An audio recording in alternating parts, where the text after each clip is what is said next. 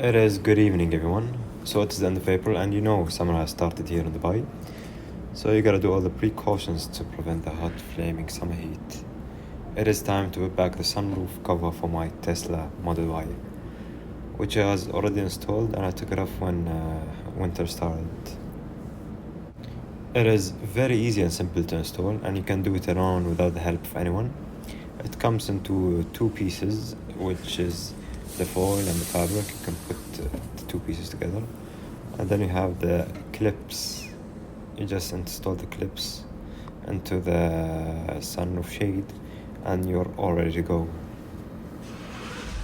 There is also the intermediate joints between the two pieces that you must install.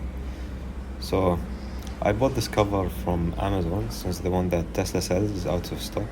I'll keep the link in the description if anyone is interested in buying the same. As per my experience last year, it is very effective in preventing sun rays from entering your car, which reduces the temperature by almost 4 to 5 degrees Celsius.